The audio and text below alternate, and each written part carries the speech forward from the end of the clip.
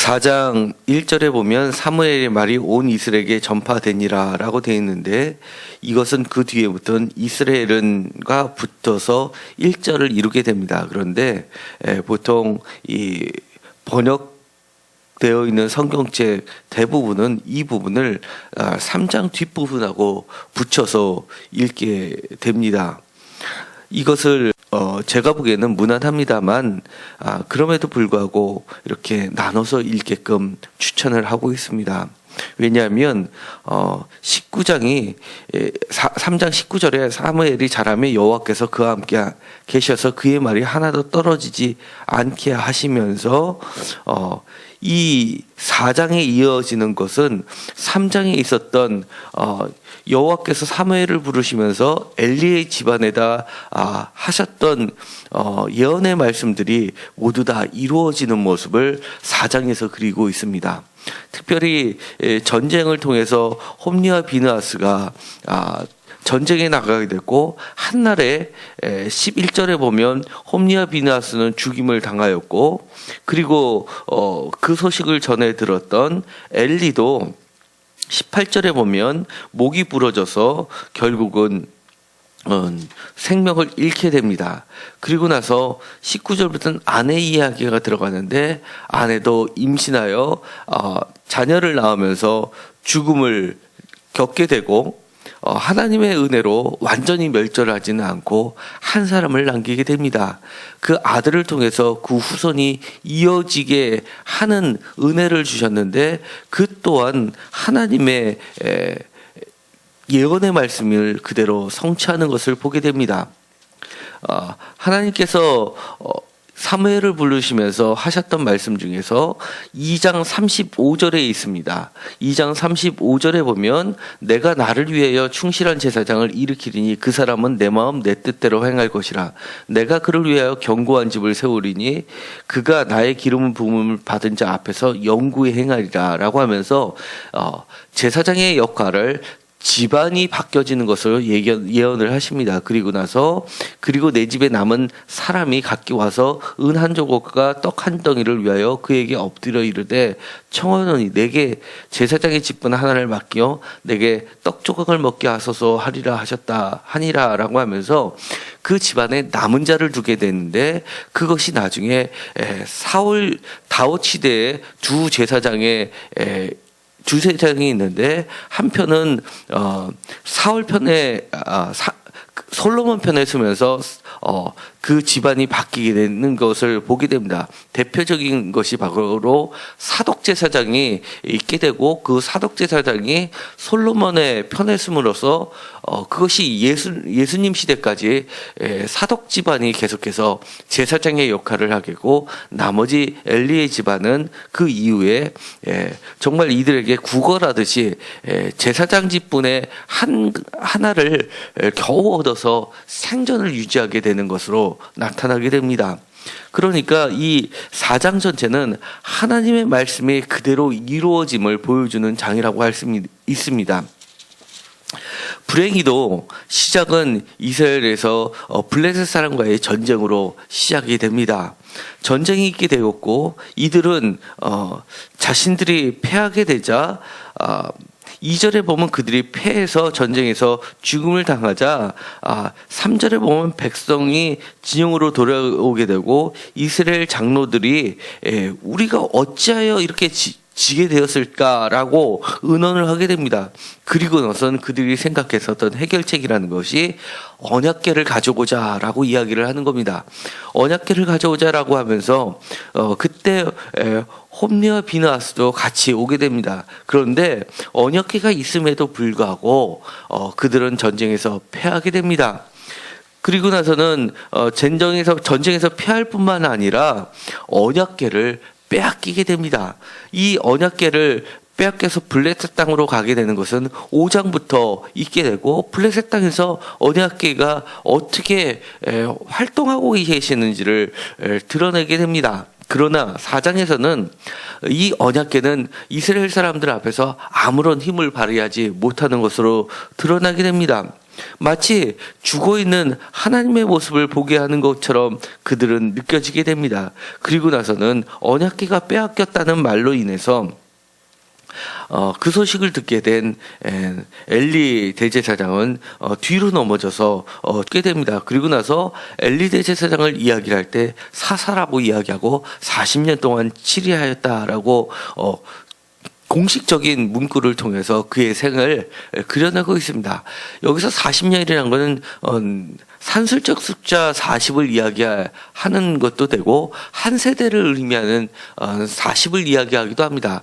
사사기에 보면 40년 동안 다스렸던 여러 사사가 나타나게 되는데요. 또는 80이라는 숫자를 나타나기도 하는데 이처럼 40이라는 것은 한 세대 또는 두 세대를 나타내는 말로 이야기하면서 사사가 그 다음 세대까지는 가지 못했음을 이야기하고 있습니다.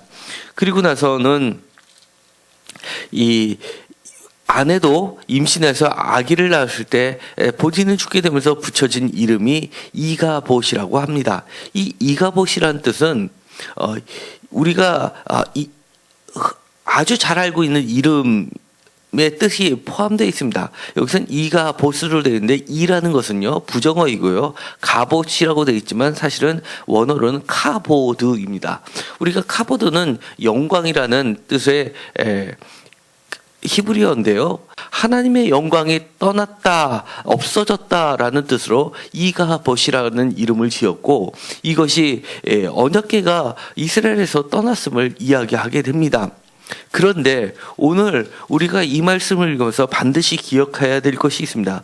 왜 이런 일이 벌어지게 되었는지를 우리는 놓치지 말아야 됩니다.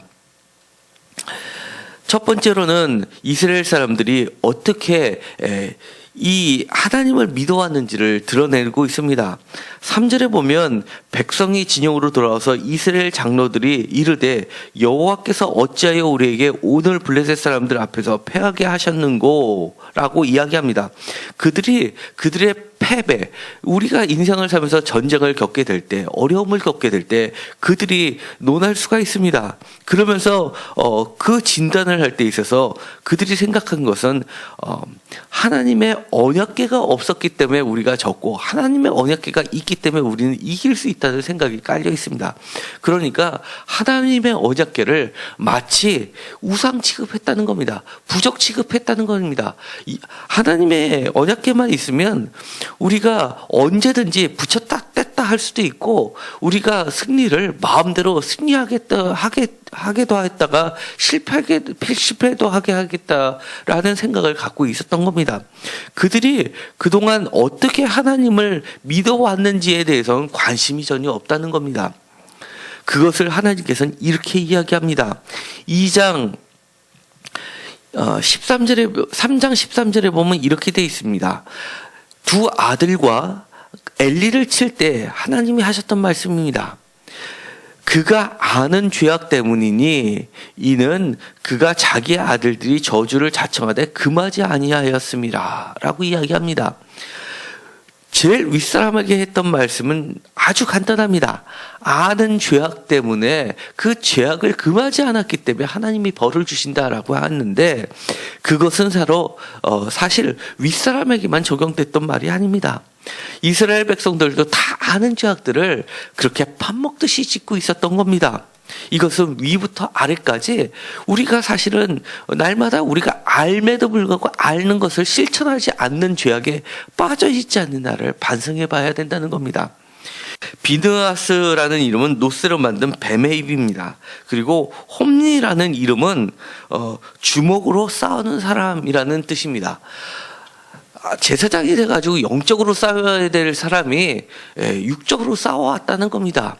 주먹으로 싸워왔고 그것을 악한 영들과의 싸움이 아니라 사람들하고 늘 싸워왔던 겁니다.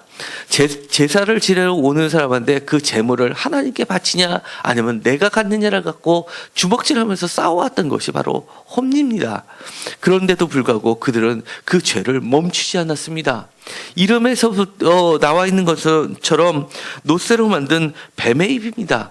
뱀은 지혜를 상징하기도 하고 놋뱀을 상징하기도 하는 것인데도 불구하고 입으로는 아주 유창한 말을 했지만 그는 정말 우상처럼 그렇게 해왔던 겁니다.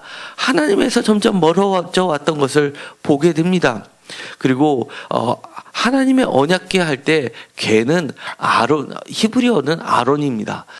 대제사장 아론하고는 철자가 약간 다르지만 굉장히 발음이 비슷한 겁니다. 그러니까 그들이 하나님의 언약궤를 볼 때마다 자신의 가문을 생각할 수밖에 없고 어떻게 하나님을 잘 섬겨야지만 그 직분이 내려오는 것인지를 알매도 불구하고 이름에서부터도 그는 늘 하나님의 섬김을 깨달을 수가 있었음에도 불구하고 그들은 그것을 밥 먹듯이 잘못을 저질러 왔던 겁니다. 그럼에도 불구하고 하나님은 끝까지 참하고 그들에게 마지막까지도 최소한의 은혜를 베푸시는 하나님의 은혜를 보게 됩니다. 우리가 신앙생활을 할 때 무엇인가 틀어지는 것을 보게 되면 다시 한번 생각해야 되는 겁니다. 우리가 정말 몰라서 저지르는 죄 때문에 하나님이 이런 심판을 내리시는 게 아니라는 것을 우리는 깨달아야 됩니다. 다시 한번 우리가 알고 있었던 것, 최소한의 것을 한번 돌아볼 필요가 있습니다. 제가 누차 말씀드렸던 것이 있습니다. 사무엘도 엘리의 죄와 별반 다를 게 없었다고 말씀을 드렸습니다. 그러나 한 가지 사무엘이 엘리보다 나았던 게 딱 하나 있습니다. 자신의 아들들도 엘리의 아들처럼 사사로 맡겼습니다. 그러자 그 아들들이 잘못되는 것을 보고 한 가지 사무엘이 나은 점은 그들에게 잘못을 더 이상 하지 못하도록 금했다는 겁니다. 마치 운전을 할 때 신호도 지키지 않고 정지선도 지키지 않고 속도도 지키지 않고 과속까지 했는데 중앙선만 침범하지 않은 그의 모습을 보게 되는 겁니다. 그에게 하나님은 영광을 빼앗지는 않으셨습니다. 하나님이 그렇게 우리가 조그마한 잘못을 하면 바로 우리를 단칼에 쳐버리는 그런 하나님이 결코 아닙니다. 많은 것을 참고 은혜를 주시고 끝까지 참으시는데 정말 갈 때까지 가고 경고를 했음에도 불구하고 그것마저도 지키지 않으니까 어쩔 수 없이 자식을 쳐내는 심정으로 하나님께서는 벌을 주시는 것을 보게 됩니다. 오늘의 블레셋 사람과의 싸움 속에서 하나님은 묵묵히 잠잠히 계셨던 모습을 보게 됩니다. 얼마나 답답하셨으면 이만한 수치를 감당하면서까지 마치 그들이 블레셋 사람들이 하나의 전리품을 취급하듯 그렇게 하나님의 언약궤를 끌고 가지 않았겠습니까? 그리고 나서 5장에 보면 그 언약궤를 마치 그들의 우상 밑에 내팽겨두듯이 버려두는 모습을 보게 되는 겁니다. 그러니 끌고 갈 때는 완전히 노예를 끌고 가듯이 끌고 갔다는 것을 보여주게 됩니다. 하나님이 자기 스스로를 버리시는 모습까지도 보여주게 됩니다. 우리가 오늘 이 말씀을 통해서 아주 단순합니다. 우리가 아는 것, 우리가 익히 배워왔던 것, 그런 것들을 다시 한번 점검해보는 시간이 되었습니다. 우리가 그동안 어떠한 심정으로 하나님을 섬겼고 어느 때 하나님을 필요로 했었는지, 내가 정말 아쉬울 때만 하나님을 찾지는 않았는지, 정말 귀한 것으로 하나님이 사랑스러워서 하나님과 가까이 있는 것 자체만으로 즐거워서 그렇게 하나님을 찾지는 않았는지, 그런 모습은 처음에만 있었고 지금은 사라지고 정말 내가 잘되기만을 위해서 하나님을 믿어왔던 것은 아닌지 한번 돌이켜보는 시간이 되었으면 좋겠습니다. 그러면서 정말 알면서도 꼭 필요했던 것을 다시 한번 회복하는 시간이 되었으면 좋겠습니다. 우리가 주강성을 침범해도 사고를 당하지 않게 멈출 수 있도록 오늘은 멈추는 시간이 되었으면 좋겠습니다. 기도하고 마치기로 하겠습니다. 하나님, 하나님의 영광이 우리 삶 가운데 떠나지 않기를 간절히 원합니다.